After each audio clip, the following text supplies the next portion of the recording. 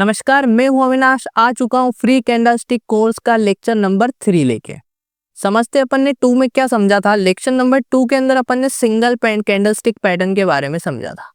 उसके अंदर कौन कौन सी समझी थी? रिजेक्शन कैंडल क्या होती है, सेकेंड अपन ने समझी थी कंफ्यूजिंग कैंडल, और थर्ड समझी थी डोमिनेंस कैंडल।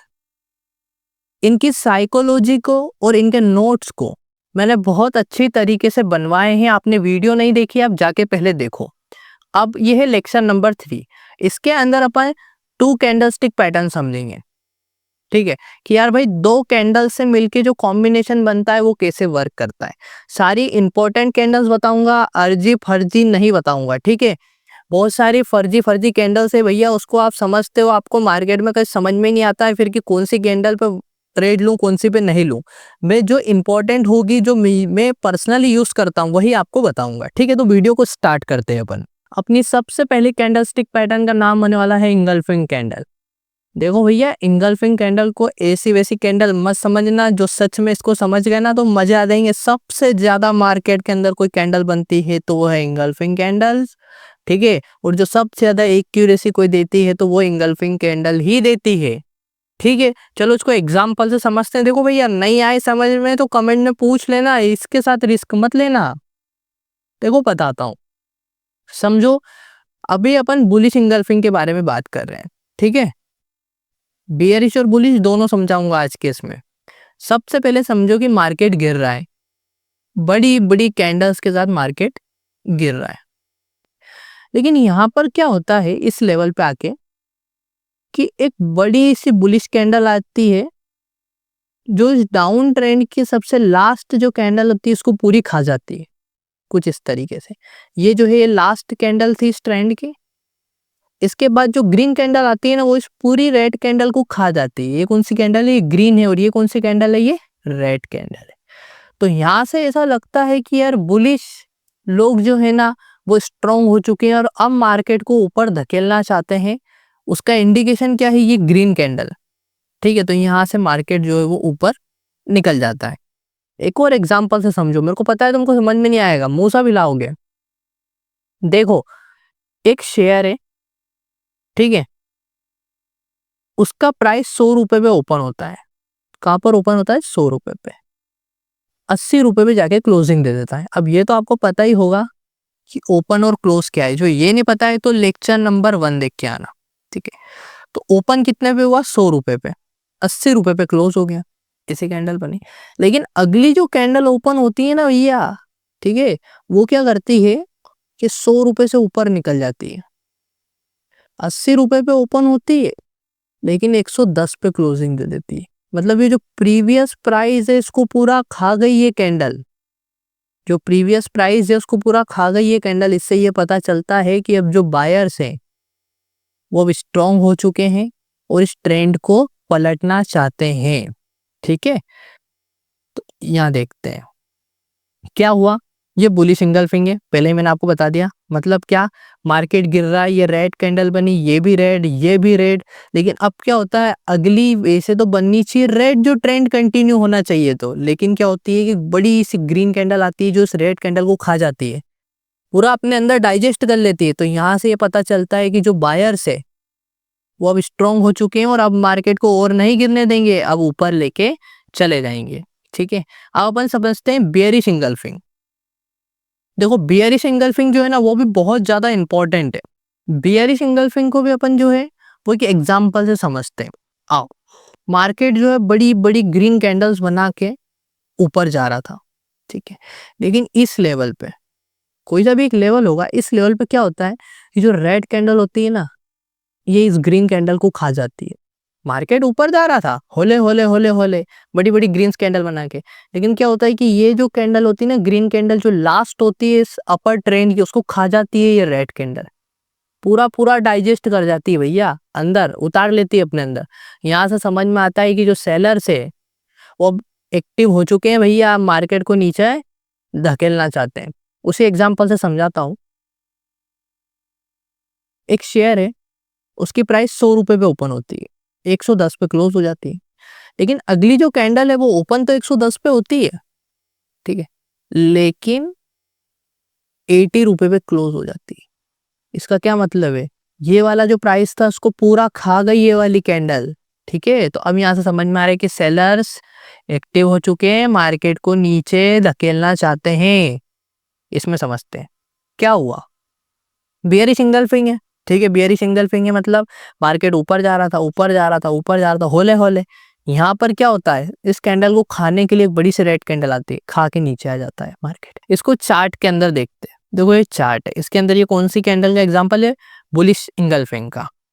समझो क्या हुआ, बड़ी बड़ी रेड कैंडल्स बना के मार्केट नीचे गिर रहा था। अब क्या होता है कि ये भी एक रेड कैंडल है, इसी ट्रेंड की, डाउन ट्रेंड की एक आखिरी रेड कैंडल है। यहाँ पर एक ग्रीन कैंडल आती है जो इस गिरते हुए मार्केट की सबसे बड़ी कैंडल होती है। देखो इतनी बड़ी कैंडल यहाँ कहीं दिखी, देखो कितनी छोटी छोटी कैंडल्स बन रही है, लेकिन यहाँ पर एक बड़ी सी कैंडल आती है। यहाँ से समझ में आता है कि मार्केट क्या है भैया, रिवर्स हो सकता है। ठीक है, अब देखो मैं आपको ना DTA एक ऐसा फ्रेमवर्क बताऊंगा आने वाली वीडियो में, जिससे ना आप इस इंगल्फिंग कैंडल की एक्यूरेसी को 70 से 80% तक कर सकते हो। ठीक है, पता है कुछ एरियाज बताऊंगा जहां पर ट्रेड लेना है, मजा आएंगे। इस कोर्स के अंदर आपको मैं मास्टर बना के ही छोड़ूंगा, बस आपको साथ देना और नोट्स बनाने हैं। ठीक है, ये बुलिश इंगल्फिंग है। बियरिश बताता हूँ। बियरिश देखो, मार्केट ऊपर जा रहा था, होले होले क्या होता है, मार्केट के अंदर एक रेड कैंडल आती है टॉप के ऊपर, जो इसको खा जाती है। अब आप बोलोगे कि भैया यहाँ पर भी तो खाया। ठीक है, तो यही चीज आपको DAT कॉन्सेप्ट के अंदर पता चलेगी। सिर्फ कैंडल को एक्सपर्ट करना इंपॉर्टेंट नहीं है, DAT फ्रेमवर्क को भी एक्सपर्ट करना पड़ता है। अब उसके लिए मैं आपको बताऊंगा कि क्या चीज है। अभी बियरिश इंगल्फिंग पे ध्यान दो, क्या है ये, बियरिश इंगल्फिंग है।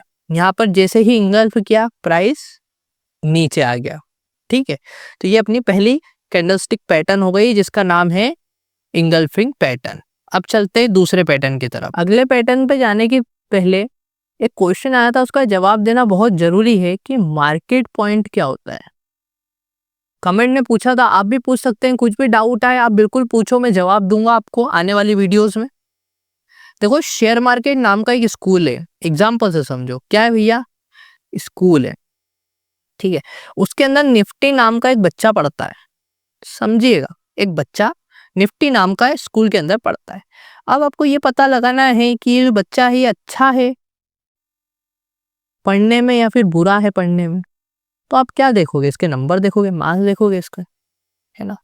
मार्क्स से आप ये पता लगा लोगे कि बच्चा अच्छा पढ़ता है बुरा पढ़ता है। वैसे ही अपने शेयर मार्केट के अंदर जो निफ्टी होता है ना, वो ऊपर जा रहा है या नीचे जा रहा है, इस चीज की जो गणना है वो नंबर्स पे की जाती है, पॉइंट्स पे की जाती है। काय पे की जाती है, पॉइंट्स पे। देखो अभी जो निफ्टी था उसने 26,000 के आसपास का हाई लगाया, तो इससे क्या पता चलता है, बहुत बढ़िया परफॉर्म करा भैया निफ्टी ने, है ना, अपना शेयर मार्केट तो बढ़िया काम कर रहा है। अभी मार्केट जो है वो थोड़ा सा डाउन चल रहा है, इससे क्या पता चलता है, भैया निफ्टी अभी थोड़ा सा फंसा हुआ है, मजे नहीं आ रहे हैं। तो यही चीज है कि मार्केट को आप गणना करना है, मार्केट की किसी पैमाने पे उतारना है मार्केट को, तो किसी पॉइंट्स के बेसिस पर ही उतार सकते हो ना। अब पॉइंट्स की मदद से आप क्या करोगे, प्रीवियस ईयर में कैसा परफॉर्म करा ये देख लोगे, और उसके बेसिस पे आप ये देख लोगे कि फ्यूचर में कैसा परफॉर्म करेगा। ठीक है, तो यही होता है मार्केट पॉइंट। आगे बढ़ते हैं। देखो अब सेकेंड कैंडलस्टिक पैटर्न है जिसका नाम है किकर कैंडलस्टिक पैटर्न। देखो यार, किकर कैंडलस्टिक पैटर्न, नाम से समझ में आ रहा है कि आपको किक, ठीक है, वो सब छोड़ो, मैं आपको एग्जांपल से समझाता हूँ, बड़े मजे आएंगे। सबसे पहले अपन बुलिश किकर को समझते हैं। देखो बुलिश किकर का मतलब होता है मार्केट गिर रहा है, ठीक है, गिर रहा है मतलब रेड कैंडल बनाई होगी। लेकिन अब जो ये नई वाली ग्रीन कैंडल ओपन होती है ना भैया, ये गैप के साथ ओपन होती है और कुछ ऐसी बनती है गैप के साथ। गैप मतलब ये इस रेड कैंडल में और इस ग्रीन कैंडल में पता है इतना गैप होना चाहिए, थोड़ा सा तो गैप होना ही चाहिए। इससे ये पता चलता है कि भैया जो बायर्स है वो इतने ज्यादा उतावले हो चुके हैं अब मार्केट को ऊपर ले जाने के लिए कि प्राइस को ओपन तो यहाँ कहीं होना था और कुछ ऐसी कैंडल बननी थी, लेकिन मार्केट में इतनी ज्यादा पैनिक बाइंग हो रही है कि यहां से ओपन हुआ। इतना तो गैप ही क्रिएट कर दिया मार्केट ने। तो यहाँ इस केस में मार्केट जो है वो रिवर्स हो जाता है। ठीक है, तो ये कौन सी है, ये बुलिश है। बुलिश मतलब देखो एक और एग्जांपल देता हूं कि मान के चलते हैं कि 100 रुपए पे शेयर की प्राइस ओपन हुई, 80 रुपए पे क्लोज हो गई। अब लॉजिकली देखा जाए तो यहां से कहीं ओपन होना था प्राइस, ठीक है, लेकिन प्राइस यहां से ओपन नहीं होता है, डायरेक्ट ओपन ही 110 पे हो रहा है। ओपन कहाँ हो रहा है, 110 पे। मतलब प्रीवियस कैंडल तो बापड़ी कदे का ही रह गई, उसको तो इंगल्फ किया ही किया, बीच में एक गैप भी क्रिएट कर दिया 10 रुपए का, उसके बाद ऊपर चला और मान के चलते हैं यहाँ 120 पे आ गया। तो इस केस में भैया मार्केट के अंदर जो बायर्स है वो बहुत ज्यादा उतावले हैं मार्केट को ऊपर ले जाने के लिए। ठीक है, और इसी तरीके से है बियरिश किकर। देखो सिंपल सी बात है, अब मैं आपको समझाता हूँ बियरिश किकर। मार्केट जो है वो ऊपर जा रहा है ना, इस तरीके से। अब क्या होता है कि यहाँ पर ये ग्रीन कैंडल है, लॉजिकली जो प्राइस है वो ऊपर जाने के लिए यहाँ ओपन होना था, लेकिन यहाँ ओपन नहीं होता है और इतना ज्यादा प्रेशर आता है बियरिश लोगों को कि मार्केट को गैप के साथ डाउन ओपन कर देते हैं। ये गैप है, ठीक है। अब समझते हैं, 100 रुपए से 110 रुपए जाता है प्राइस इस कैंडल के अंदर, कौन सी, इस कैंडल के अंदर, ठीक है। लेकिन क्या होता है कि अगली ही कैंडल में मार्केट जो ओपन होता है ना वो होता है 80 रुपए पे, 80 रुपए से चल 60 रुपए आ गया। तो भैया ये जो है ना ये 20 रुपए का गैप हो गया। मतलब जो सेलर्स है वो इतने ज्यादा एग्रेसिव सेलिंग कर रहे हैं कि गैप के साथ कैंडल को ओपन कर दिया। ठीक है, तो ये वाला जो पैटर्न है ये है बेयरिश किकर। ठीक है, इसको आपको समझना पड़ेगा। अब आप मार्केट के अंदर रोज प्रैक्टिस करोगे ना तभी आपको ये सारी चीजें समझ में आएगी। आप जो सोच रहे हो कि मैं डायरेक्ट ऐसे ही ये सर ने समझा दिया अब मैं क्या नाम उसका डायरेक्ट सीख जाता हूँ, ऐसा कुछ नहीं होगा। आपको एक्सपीरियंस से ही सारी चीजें आएगी। ठीक है, अब जो थर्ड कैंडलस्टिक पैटर्न है उसको समझने के लिए आपको कॉम्बिनेशन कॉन्सेप्ट को समझना पड़ेगा। और कॉम्बिनेशन कॉन्सेप्ट जो है अपन लेक्चर नंबर 4 के अंदर देखेंगे। ठीक है, अब आपको लेक्चर नंबर 4 समझने के लिए आपको 1, 2 और 3 इन तीनों को अच्छे से समझ के इसके नोट्स बनाने हैं। ठीक है, नोट्स बनाओ।